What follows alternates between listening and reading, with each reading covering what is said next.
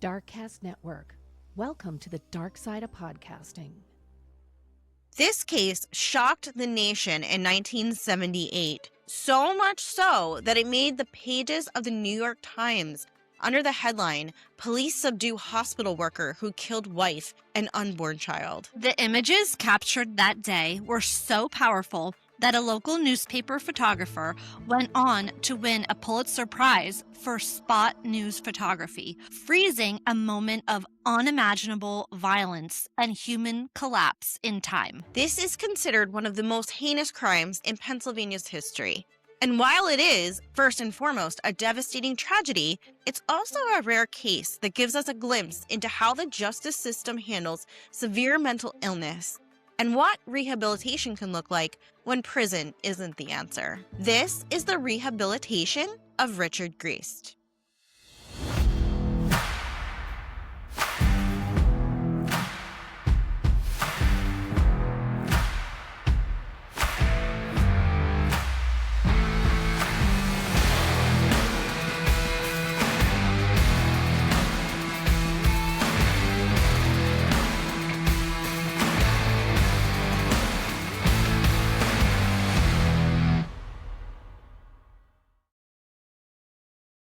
Hi, everyone, and welcome to episode 20 of Stop Who Does That? I'm your host, Jackie. And I'm Jenna. And we hope everyone is having a great week. I'm not really sure what I did this weekend, to be honest with you.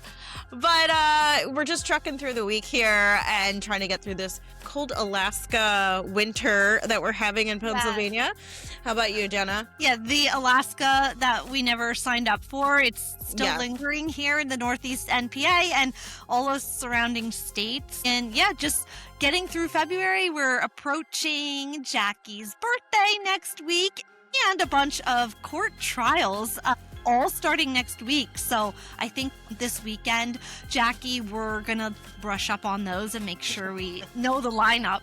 Yes, Corey Richard's trials coming up. And we also have the Savannah Guthrie, her mom, was kidnapped recently. So we're definitely keeping tabs on that. And we'll probably talk about that more in our next headline highlights. So we're keeping our eye on that. That's just absolutely devastating for her family. We do want to mention our special announcement of going to the Beyond the Crime Convention in Albuquerque, New Mexico on April 10th and 11th.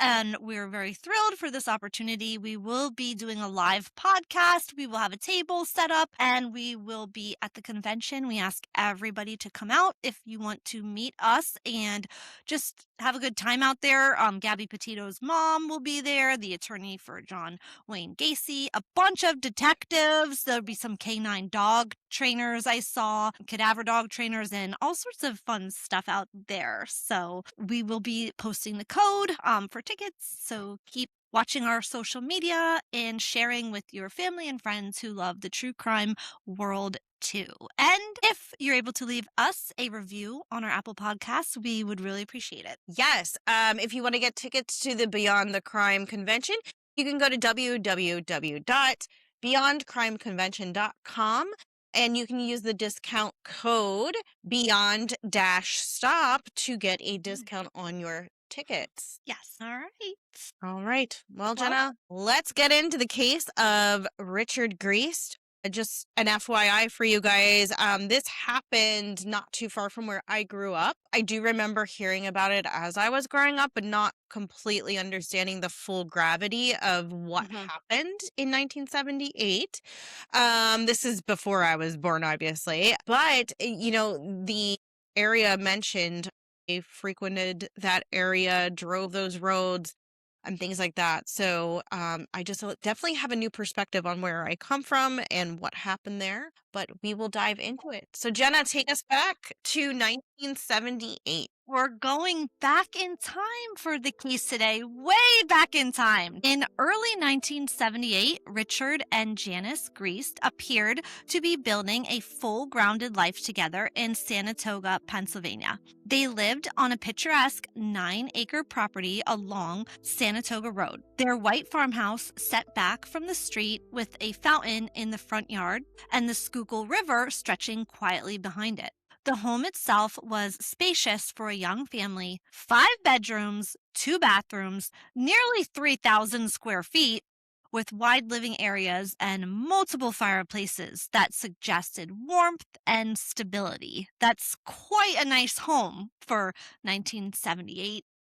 At just 27 years old, Richard was already a husband and father of 2. He and Janice, who was 26, were raising their daughters, 5-year-old Elizabeth and 4-year-old Angela, and preparing for the arrival of a baby boy. Janice was several months pregnant, and by all outward appearances, the family was growing, not struggling. They weren't alone. Living with them was Richard's grandmother, Anna Gresko, then 71 years old, who likely helped with childcare and daily household life. Richard's brother Joseph also lived on the property, and professionally, Richard held a position that, on paper, carried purpose. He worked as a hospital aide at Pennhurst State School, a Pennsylvania state institution that served children with intellectual and developmental disabilities. And Pennhurst is a very well-known state institution. It's no longer operating, but in Pennsylvania and in the true crime and paranormal community, Pennhurst is pretty famous. From the outside, it looked like a life rooted in family, responsibility, and promise. Richard's job placed him inside a system that by the late 1970s was already under intense scrutiny, though that wouldn't be widely understood until years later.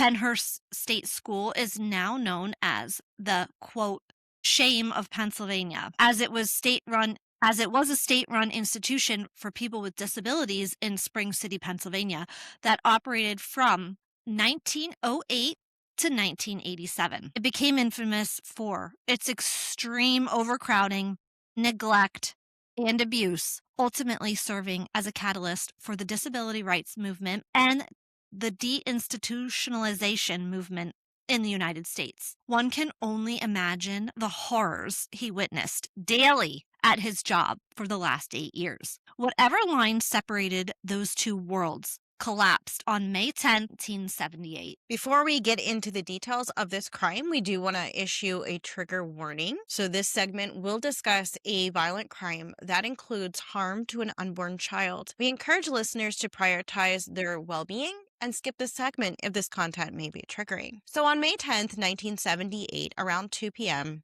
something took hold of Richard. Richard found himself in the throes of a psychosis. The voices in his head told him that he was Jesus Christ. He began to look around his home, and suddenly to him, the people there were evil. The loving wife and mother, his precious daughters, and doting grandmother soon morphed into people he didn't know. They were possessed, he believed, by demons. The voices in his head told him that women had the devil in them, which meant everyone in his home must be killed. He truly believed if he could kill them and resurrect them, the demons would be released from them and they would be resurrected with their original souls intact. On that day, Janice was lovingly preparing soup for a late lunch, and as she served it to him, he believed she was trying to poison him. And this is when everything changed forever. He was found to have stabbed his pregnant wife, Janet Hoke Greist, age 26, with a screwdriver, ending both her life and that of their unborn child, a baby boy, whom he removed from her womb. And this is the most detail I'm going to go into regarding what happened to his wife and child. It's too graphic for me to discuss on this podcast, but I will leave it to you to do research on your own if you would like to know more. Some reports stated that Janice was 7 months pregnant, and others claim 8 months. Either way, she was pretty far along in her pregnancy, and the baby was past the point of viability, meaning this baby could have survived outside the womb if born prematurely. Richard's grandmother was found to have had her throat cut, and his then 5-year-old Beth was found to have an eye injury that later revealed her father had gouged her eye out. Some reports mentioned that he even butchered the family cat. A first responder on the scene had mentioned that he would never forget the sight of seeing a little girl standing in the doorway of that home that day, covered in blood. She said, quote, "Please don't hurt my daddy." That little girl was Beth. Luckily, Beth and her grandmother, Anna, did survive their injuries. I just want to take a moment and kind of paint the scene here for you guys. When first responders and news teams showed up, It was a very chaotic scene as Richard was understandably irate. He was in the middle of a psychosis. As mentioned, the first responders seeing this bloody little girl standing there in the doorway. She's scared for her life. She's scared for her sister's life, her grandmother's life, and her own father.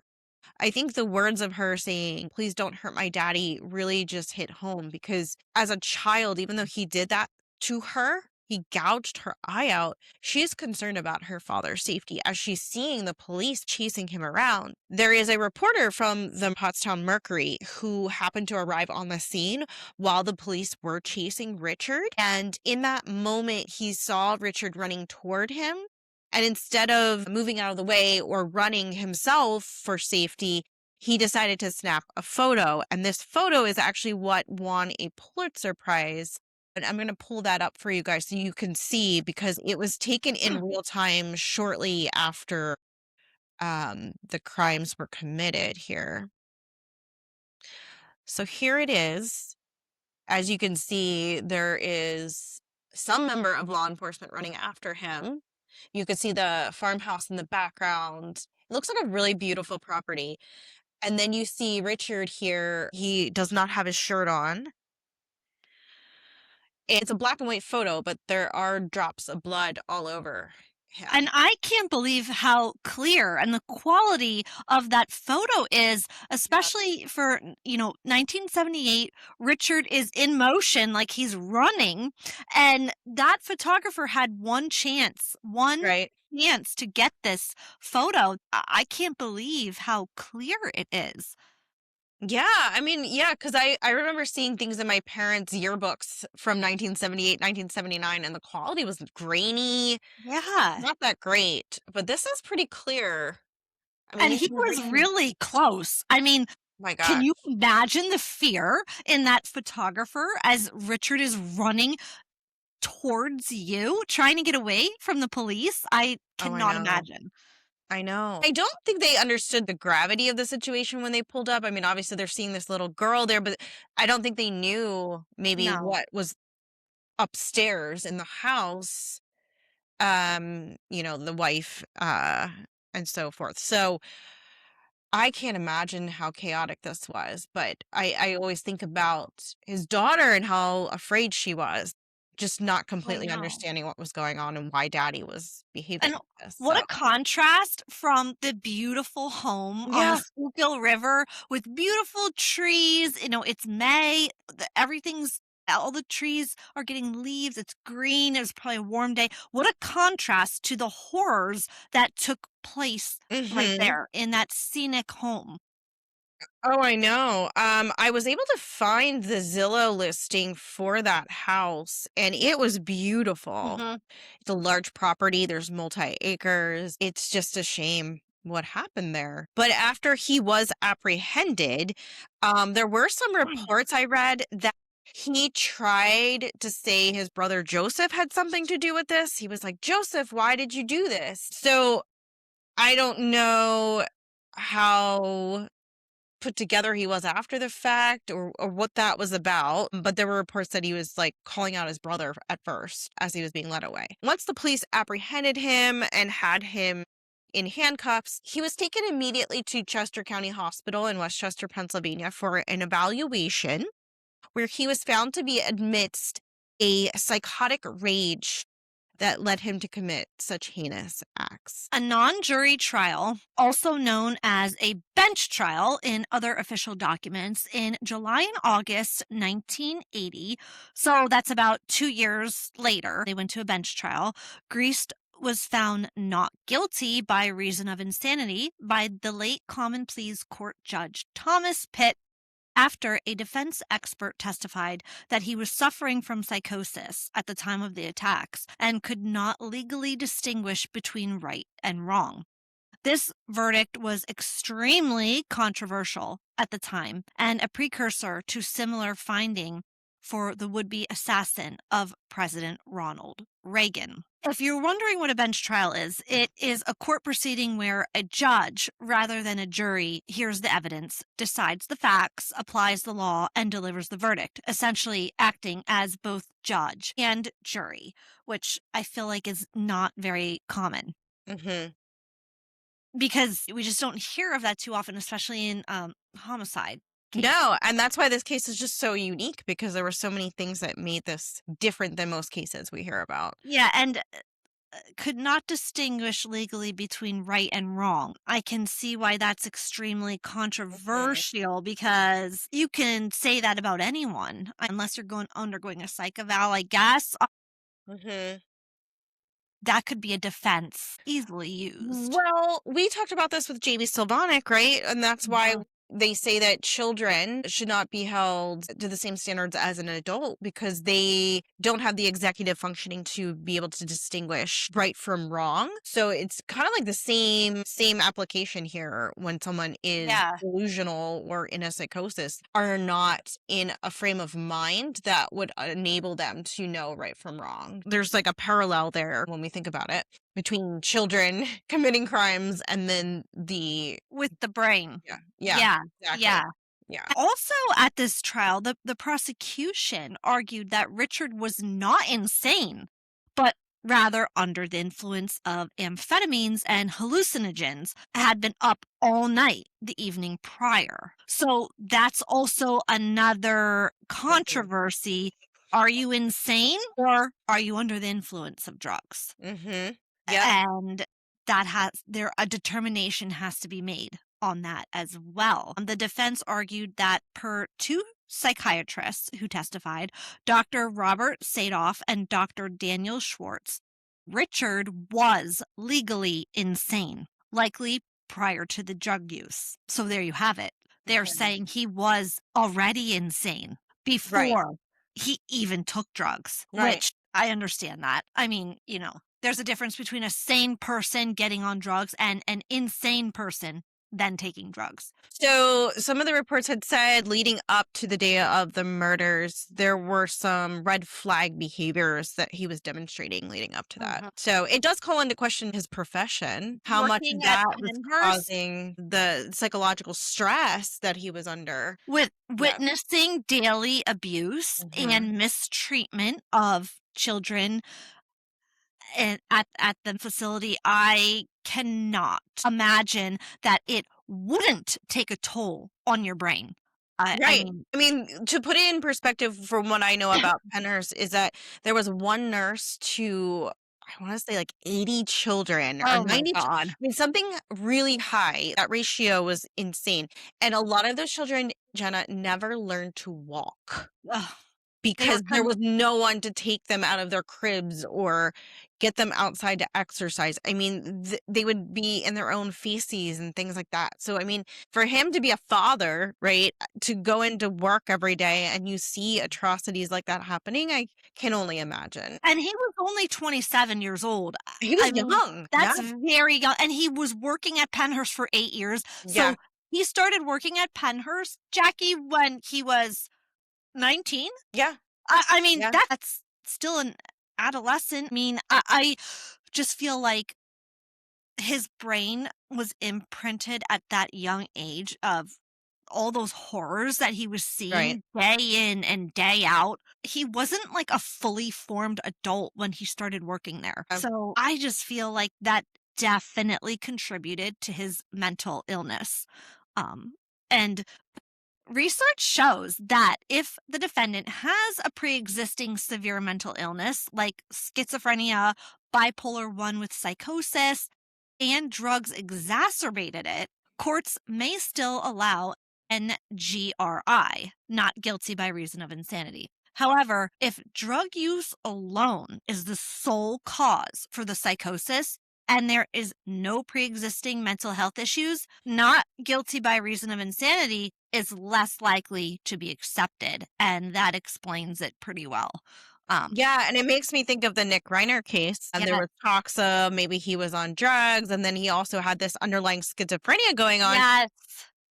When we read it like this, it does make sense that he probably will go for not guilty by reason of insanity. Because Yeah, he had a history of schizophrenia and mental illness correct. prior to the drug use. Yeah. That makes sense. And I agree with you. I think that's what Nick Reiner's defense attorney will go for as well. So, although it seems unfair that Richard was getting away with legal responsibility for such heinous acts, the legal community at the time was not disputing the ruling in light of the facts of the case. Richard was ordered to be confined in 1981 by an involuntary commitment to the hospital at Norristown. Under state mental health law, every year a judge is asked to determine whether Greist is still suffering from a severe mental disability that would make him a clear and present danger to himself and others, and whether he should remain so confined for the next 365 days. So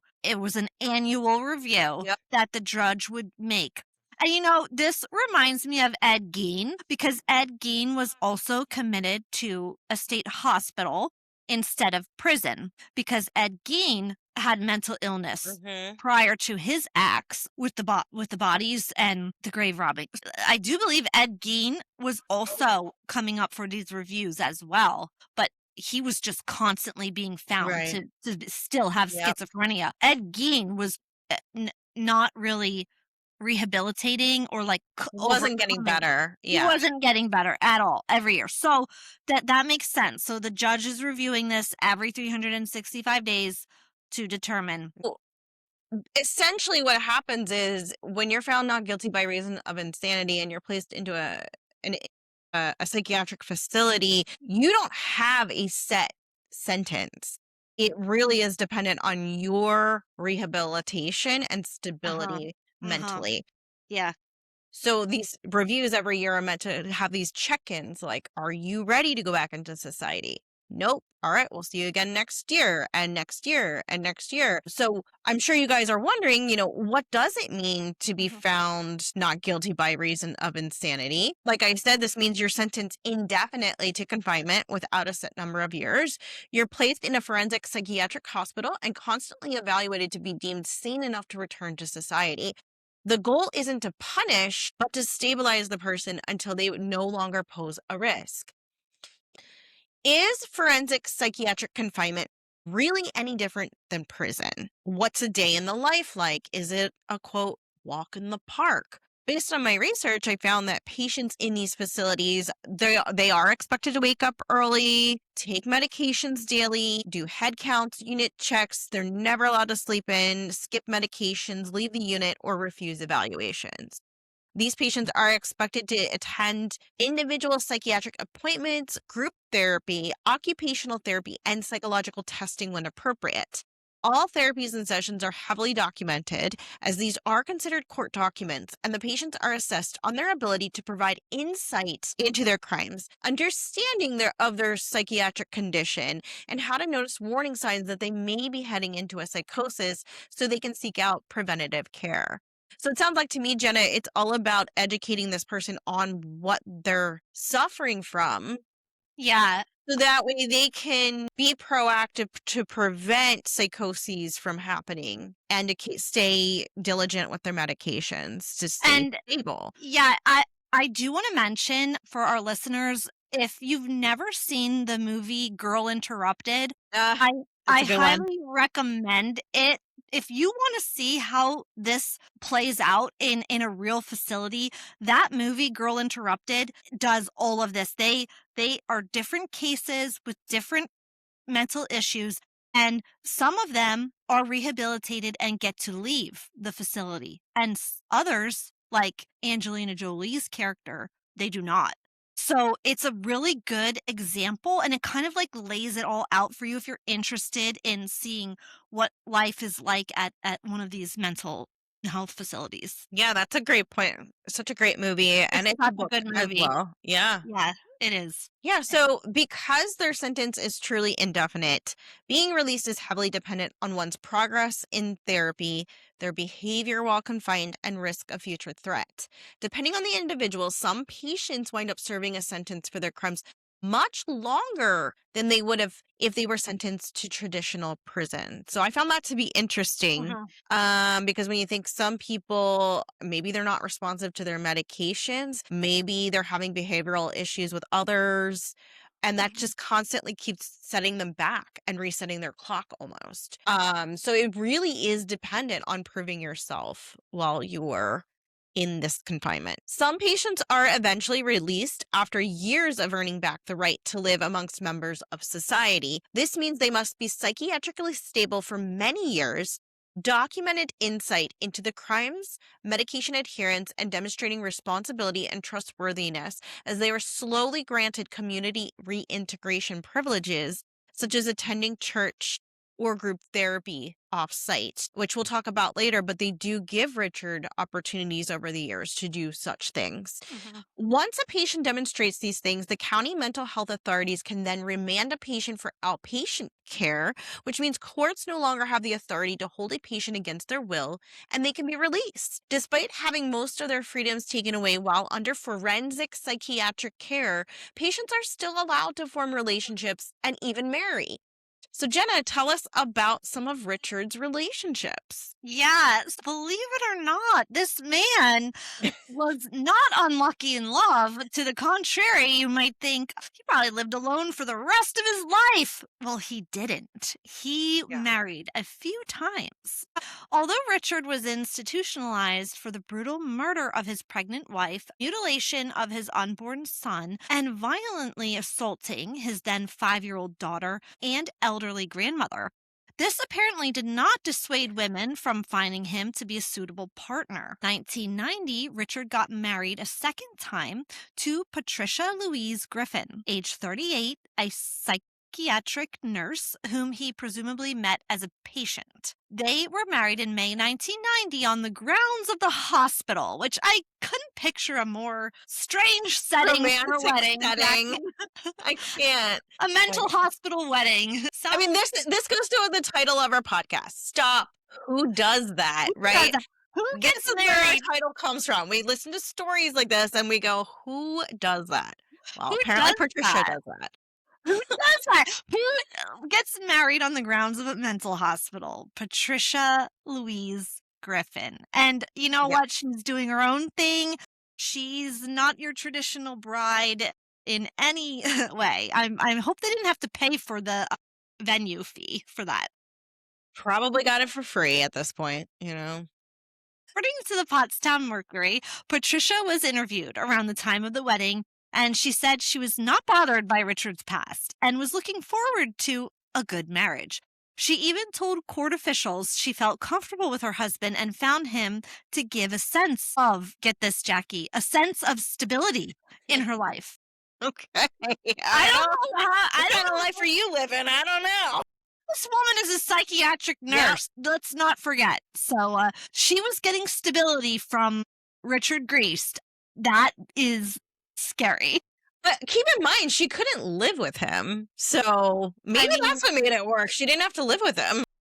Maybe that's the way to make it work. Yeah, maybe she was onto something. I don't know.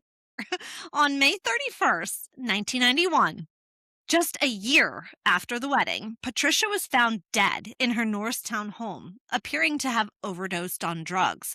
She left multiple suicide notes and spoke highly of her husband in these notes. So that's another kind of horrible thing to happen here in this story. Poor Patricia overdosed just a year after the marriage. And she was working in the mental facility as well. So this may be taking a toll. That's a good point. Richard worked in a similar capacity. Yeah. And that led to some kind of down all in his mental health. And then she's working around it. Her mental health isn't great. We don't know for sure, guys, but it just seems like maybe the occupations are what are contributing to a decline in their mental health. I agree. Yeah. Eventually, Richard found love a third time, this time in 2004, when he married again at the age of 53 to then 46-year-old New Zealand citizen Frances Mary Moore on November 29th, 2004. During a hearing in March 2005 regarding Richard's appeal to be remanded to a group home, Frances stated she met him in June 2004 in a Jehovah's Witness chat room from New Zealand to meet him in person for the first time on November 11th, 2004. You heard that right. November 11th, 2004, they met in person and they were married a couple weeks later on November 29th. just 2 weeks after meeting. She's quoted to have said, "He's a darling" in this hearing. When the ADA, Peter Hobart, recounted some of the grisly details of the murder and what was done to the baby boy, she said, "He was trying to save the baby in his own way." I don't know. I She's don't know. not wrong, because in his psychosis, he's thinking he's freeing them of demons, and that's part of the psychosis. But I mean, that is a weird thing to I say. don't want to say, of all the weird things Yeah. going on in this case, I think one of the weirdest is that this woman meets Richard in a Jehovah's Witness chat Chat room, room. like an AOL chat room Yep. from back in the day, and she flew all the way from New Zealand to Pennsylvania. I think that's just mind blowing. And then not even just to meet him, but to marry him. Like, what the Well, hell? Jenna, we've got people out here, people that I know that are wonderful, respectable people, and they're fighting for their lives on Hinge and Tinder. Yeah, it's horrible out there. And this woman just gets married in a couple weeks. Maybe she should be teaching a class on, how to get a husband. How to marry a man in 30 days. I don't know. No, I do think that is pretty insane that his history did not preclude two women from marrying him, given these circumstances. I mean, I know women marry men in prison all the time, and they've done heinous things. I want to know what happens in their minds psychologically, like, to excuse that. I think Rationalize it. Yeah. I think she rationalizes it. Yeah. Marriage thing for me, like, you can't just be dating. They have to get Why married. do you have to get married? Why did you All have to of move them. all the way here? Couldn't you just keep talking in the chat room? And Exactly. Don't you have pretty decent, good-looking, kind, successful people in New Zealand? You're going to fly all the way to Pennsylvania to be with like a declared legally insane person and marry him. So I don't know what. there's hope for anyone. There's hope for anyone. And again, he was found to have a mental illness, and he is more than his mental illness. But I think we're struggling with is like, but he did all those things during his psychosis. And later we're going to talk about how his daughters feel, because at that same hearing, Jenna, where she said those things, the new wife, the daughters were there testifying about their actual lived experience with this man. And I was kind of mad reading what Frances said, because I'm like, you're literally demeaning these poor women for what they experienced and the trauma that they have to live with. Because you're walking into this in 2004, right? You're meeting him after so many years, but they lived through it. And it's almost like, I don't know. I don't know how to describe it. Let's talk more about these hearings and what his daughter said. So every year since 1981, Richard had been asking incrementally for more privileges during his annual competency hearings. Of particular note is the March 2005 hearing. Like we just mentioned, Frances was at this one, which contains the only documented statements from his daughters in the available record that I could find. This comes from religionnewsblog.com under the Jehovah's Witness column. So somehow this blog, somebody did a write-up on this hearing. I am assuming somebody was there. And this link is in our resources, so you can look it up yourself. But at this particular hearing, Richard was asking to be released to a group home with recommendations from the hospital staff. The daughters spoke at this hearing to testify against his release, with his daughter Beth citing the fact that experts have testified on the record that they did not know what caused Richard's psychosis. She therefore could not trust that it would never happen again, and neither should the judge. So his daughter Beth, her name now is Elizabeth Butts. She was 32 at the time. She lost an eye during the attack, as you may recall. She said she's reminded of it every day when she looks in the mirror. She's quoted to have said, "I wish my father no harm. I don't believe he intentionally harmed me. That's what's scary." His youngest daughter, Angela Dykey, who was 31 at the time of this hearing, described a lifelong trauma from witnessing the attack, recalling being injured herself as she was thrown across the room in a coal bucket and escaped to the neighbor's house during the attack. She recalled watching her mother being brought out of the home in a body bag and the emotional toll she endured knowing her sister was barely clinging to life. She said her father later manipulated her into contacting him as an adult, which worsened her own mental health. And she said that she ultimately cut him off despite pressure to support his release. She even said she wasn't surprised that Richard's second wife committed suicide. Quote, I pushed him away, said Dykey. When I did that, my life came back to normal. As the years progressed, judges gradually increased the level of outside of grounds privileges that Greist was permitted to take advantage of, supervised and unsupervised. In 2019, for example, Griffith allowed Greist to have a 148-hour pass every 3 months from the hospital. Previously, Greist had been granted unsupervised trips off the grounds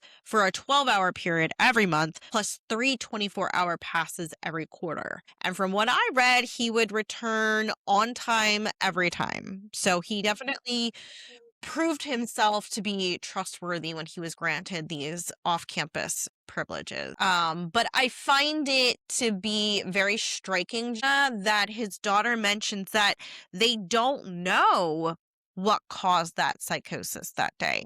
And that is scary that you don't know what caused it. Could it happen again? I agree. Fully agree. That's it's not good enough for me to want to petition for his release. If you don't know what's causing it, it could come back at any time. Right. And those passes, he was like getting fast passes like at Disney World. 24-hour passes, 12-hour passes, up to 48 hours. 2 days. I just feel like it's so risky to let somebody out. I was shocked. That part shocked me. Yeah. I don't know if they still do that, but that's like unsupervised. So maybe he had a tracker. He probably had an ankle monitor. He had to have something on supervised to track him. And unsupervised. They were just throwing it all out there. Like sometimes they were supervised. Sometimes they were like, take your 24-hour pass. I guess they have to give him the chance. And that's this topic of rehabilitation, right? Proving yourself over time. The way to truly do it. Right. It is. It's very scary. It kind of makes me think of parole, right? When in the prison system, you're granted parole, and sometimes they have ankle monitors on when they're on. Well, is that mostly house arrest? They have ankle monitors on. Yeah. But yeah, parole's similar. You have to check in with your probation officer. If you don't show up, immediately a red flag goes off. If you fail a urine drug screen, the stakes are pretty high. There's a low margin of error, I think, with parole, just like with this, right? If he were to fail to show up and they had to go out and get him, they probably would never let him out. It'd be done. Yeah, his days of free passes would be over. Yeah. Yeah, and I think there's something to be said of eventually giving them that leash. And it's your decision now if you're going to honor this system or you're going to mess up. I do think that you do have to be of sound mind to behave during these 40 hours. That means you're not uncontrollable. You are controlling your thoughts and your behaviors. So then you are exhibiting functioning of your brain. Well, and also, Jenna, I was just thinking the fact that he was able to snag 2 women. Right. He must have been charming, and he must have seemed normal to them. Like he must have I don't want to use that word lightly, but like he must have seemed like he was of sound mind. I mean, compared to what's out there today, he might have been. I mean, he was able to hold a conversation and make plans. I mean, he must have been passing. I mean, he must have been fully functioning. Yes. That he was able to snag a psychiatric nurse and this woman from New Zealand. So he's got something going for him, I guess. Yeah. So well, eventually he does get released. So Jenna, tell us more about that. So eventually, after all of Richard's good behavior, getting these passes and these allotments back out into society, after many years of annual hearings by the judge arguing for his release into the community, Richard eventually was granted a release 44 years after the crime was committed on August 1st, 2022. The following day, he was released into the care of his wife of 17 years, Frances. She was waiting on the outside for 17 years. She kind of reminds me of Tammy Menendez. Tammy has been waiting for Eric to be released for, it's got to be over 20 years by now. She's another one of those prison wives. A psychiatrist at the state hospital, Dr. Edgar Martinez in Montgomery County, where Greist was confined, had written that he continues to be severely mentally ill and needs treatment, but that he could do so after being discharged from the hospital, moving on to his current wife's home and adhering to other conditions. Okay, let's back this up. The psychiatrist is saying he's still severely mentally ill and he needs treatment, but he can keep getting his treatment at Francis's house. So I thought that was interesting. Yeah, meaning he can get it on an outpatient basis. He doesn't need to be inpatient. I know. I thought that was interesting too. I'm like, well, what do you mean by severely mentally ill? Do you mean his diagnosis in general is a severe diagnosis, or he's exhibiting behaviors that are severe? I don't know what he means by that, but it's likely at a point where they're like, well, you can still continue to get care outside the hospital. Yeah.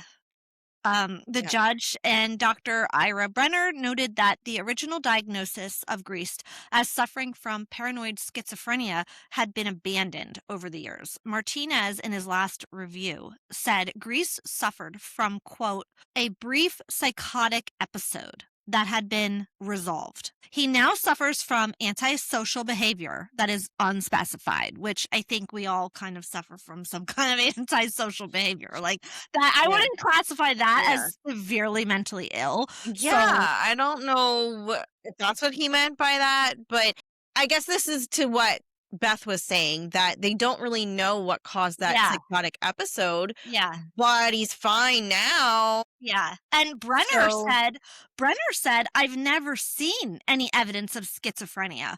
They always try to find something wrong with him because he did something wrong. Well, yeah, that is interesting. Yeah, but they're saying he did something wrong because he was mentally insane at the time of the crime. Yeah. Yeah. It's mind-blowing that you could have such a disassociation from reality, even if it's just one time in your life, to have such... So he wasn't schizophrenic. Like, Ed Gein was diagnosed schizophrenic. So Richard wasn't diagnosed schizophrenic. So this almost was like a one-off situation. He was mentally ill, and then he had this extreme episode. Yeah. And then never had another one. That's basically what they're describing here. I initially, when I was doing my research, I was a little confused because I'm like, the very first article I read from the New York Times at the time of the crimes were committed in 1978 said it was like drug-fueled psychosis. And I was like, well, is it drugs or did he have a mental illness? And then later it was like, well, he he was exhibiting some red flag signs leading up to it, but yes, he was on the amphetamines. Right. Like Nick Reiner. Yeah. The underlying mental health issues. But if there's no real diagnosis, what was it, a disorder? I mean, because Nick Reiner has documented going to the psychiatrist, and they have documented all of his issues for the past 20 years. And he did abuse drugs, but sometimes people with underlying mental illness, they abuse drugs as just, you know, it's part of that. But it really does make you wonder what really happened to Richard that day. Yeah. It's really bizarre. Well, according to his attorney, Marita Hutchinson, Greist may be free physically, but every day he carries the pain he has to live with daily as a result of his actions that day.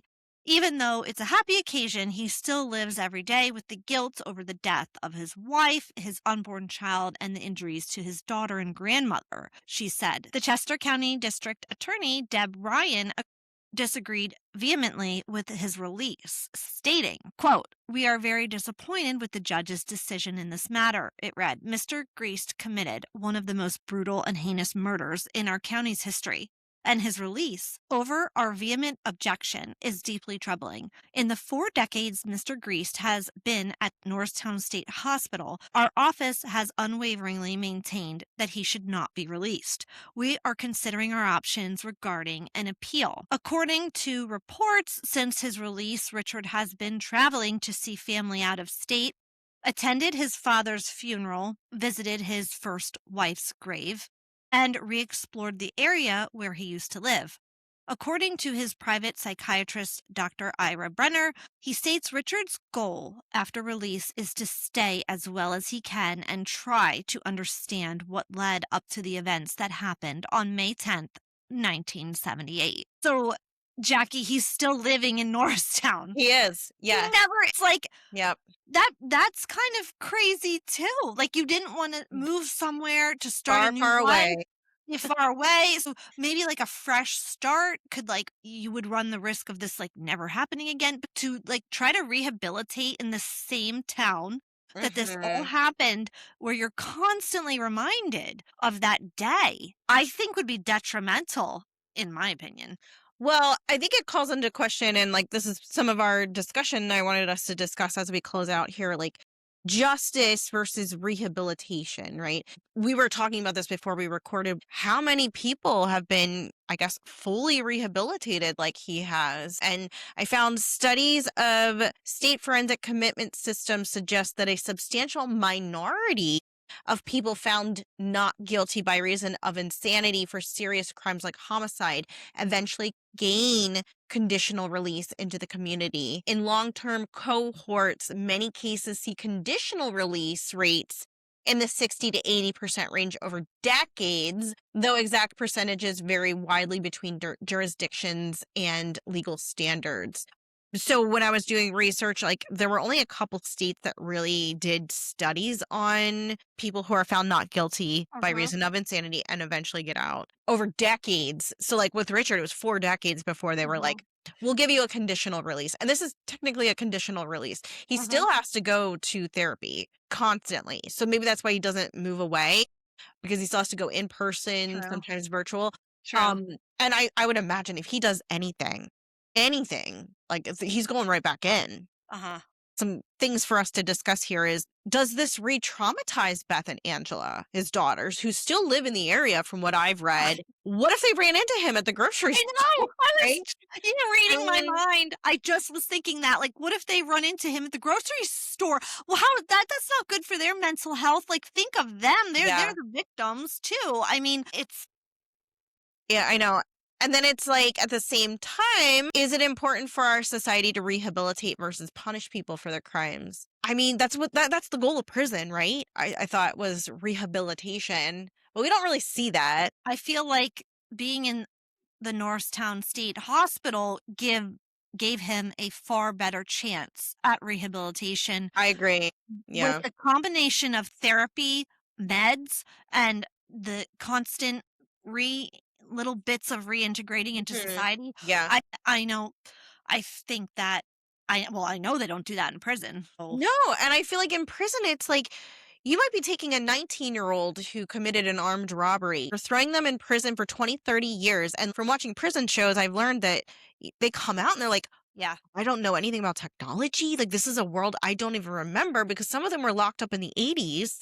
The yeah, world is so different now than it was in the yeah. 80s. They just don't know how to reintegrate into society. Whereas, like, it sounded like when he was at the hospital, he's getting occupational therapy, he's getting these ways of learning how to live on the outside. And giving those opportunities, like, we'll let you off for a day. Okay, you came back on time, we'll let you off for Yeah. 3 days, And maybe prison systems can learn something from forensic psychiatric facilities. I don't know, because it isn't often you hear this, No, especially for how heinous that crime was. yeah, I feel like this should be incorporated more to offenders, and you're only giving it to people who are insane, because you're saying they Right. didn't know what they were doing, and then somebody who commits, first degree murder, like Brendan Banfield, you're saying he can never be rehabilitated because he knew what he was doing. Yeah, I mean, I think there's something to be said of like willfully Yeah, versus I not. think And that's then the key. And Yeah, then comparing this to Jamie Sylvanik too, who was 14 years old yeah, when 14. she collaborated to kill her mother, I feel like we need to give some credence to the fact that she could be rehabilitated as well as Richard, Yeah. right? Um, But at the end of the day, did Janice and her baby get justice? You know, Yeah. I It's I think we struggle with this because when you know the details of what happened, it angers you, it's disgusting, and then you see him get out in 40 something years and you're like, how does that make sense? So it's like logically, we can understand he was in a psychosis that day, but emotionally and viscerally, it doesn't feel right. yes, Is that how you that feel? yes, Like it that explains Yeah, it spot on. yeah, Yeah.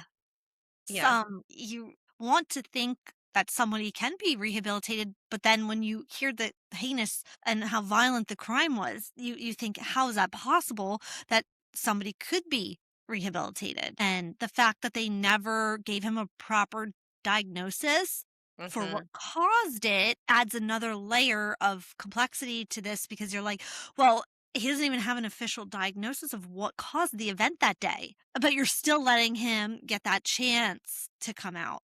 And I wonder too, if he wasn't married to Frances, would that have Mm, changed the judge's ruling? Because yeah. he did have somewhere to go. If True. she was a normal person with a job and she could provide a safe place for him. Did they trust her to kinda check in with them and be like, Yeah. "He's not acting right lately." Yeah. I find it hard to believe they would have released him on his own accord with I nowhere to agree. go. I think if he were a bachelor, it probably would have Yeah. been harder because, Yeah.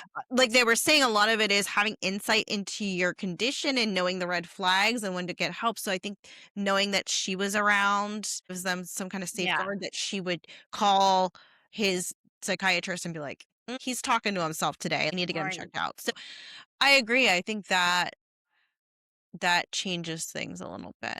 But he did visit his wife's grave. Yeah. He has shown remorse for what he's done. My first thought when I heard about Nick Reiner, for example, is I don't want to be around when he comes down from this psychosis and comes back to reality and then realizes what happened. Mhm. 'Cause I can't imagine how horrible that must feel to be like, I did that, Well, that's what Jamie right? Savanek said in her Yeah. statement, that she feels absolutely horrible for what happened and that she wished it never happened, and she thinks about it every day, Mhm. all day for the rest of her life. So that's their thing extra sentence that they have to deal with every Yeah. day. And a lot of what prisoners say is more than the crime I committed. And I believe Jamie said something similar. Yeah. It does make you wonder. Maybe start looking at people a little differently, giving them more of a chance than viscerally reacting and be like, or they should never see the light of day. We should give them the death penalty. I mean, for all intents and purposes, I mean, this could have been a death penalty case if he had Oh, willfully yeah. done something like this. I don't see people being very kind about that. No. But, it is a weird place to be to know that two things can be true, right? Like Yeah. Richard did such a horrible thing to his family, but also proved himself in 44 years that he could be released back. Right. Exactly. He So, proved himself. Um, if he really was psychotic, wouldn't he have done this again? So it's just truly fascinating, this case, yeah. and it's one of a kind. Like I was telling Jackie, off the record, I feel like Yeah. this is like a one of a kind case, and you don't see this that often anymore, where somebody is tried to be rehabilitated and it's successful. Yeah. I tried looking up to see if there were any reports recently of him doing anything. I couldn't find anything. I think he's keeping a really low profile, Yeah. most likely. And yeah, I wonder, I'm like, have I ever run into him He's out and well, he's about? gotta be in his Yeah. 70s by now. Oh, yeah, he's definitely in his Yeah, 70s, and, yeah, I hope it stays that way. You know, I wouldn't want to be him having to live with yeah, the guilt every yeah, day. yeah. They say the mind is its own prison, Mhm. and even though he's physically on the outside, I'm sure that he's living with that every single day, Yeah. being reminded of what he did, and It's a can't life take it back. sentence in Yeah. that way. Yeah, Yes, fortunately, this is a life sentence for mhm. him, and it's something he can't go back and undo. He can't I mean, think about how different his life would have been. He had a son that never came to be. He had a whole family on a beautiful farmhouse, and it was just all gone in one day. So, One moment in yeah. time. Think about that, how easily everything can change in one moment. Seems almost. Yeah, Yeah. it's truly fascinating, and we hope that everyone enjoyed this. Yes, it gives Different. us a lot to think about as we consider criminal justice. Mhm. I didn't see this case too much on like Apple Podcasts or Spotify. I didn't see Yeah. too many people doing this case. So we hope that you learned something new today, especially if Yes. you're local to the Spring City, Norristown area. I hope you learned something new about your area. And I mean, this case really is groundbreaking in Mhm. some ways. And like we alluded to earlier, the shooter of Ronald Reagan, that person was deemed to be legally insane. Mhm. So around that time, they use this as Mhm. precedence for that person to get the care they need. And that person is out now, I believe. The Yeah. person who shot Ronald Reagan, they were recently released in the last few years. So it does show that rehabilitation is possible and that recovery, mental health recovery is possible. And again, we want to make sure everyone knows we are very sensitive to mental health issues Yeah. and we always encourage people to get help when they need it. I'm a huge mental health Mhm. advocate and you know, it's just scary that your mind can fail you like that. Always get help if you ever need it. If you ever find yourself needing support, you can always give a call to the National Alliance on Mental Illness at 1-800-950-6264. And if you are ever feeling like you can't go on and you really want someone to talk to and you're in crisis, just dial 988. That is the Suicide and Crisis Lifeline. They are available 24/7. All right. Well, that's it for us, guys. All right. Well, we hope you all have a great weekend, and we will see you on Monday. For headline highlights. Yep. Thanks, guys. Bye.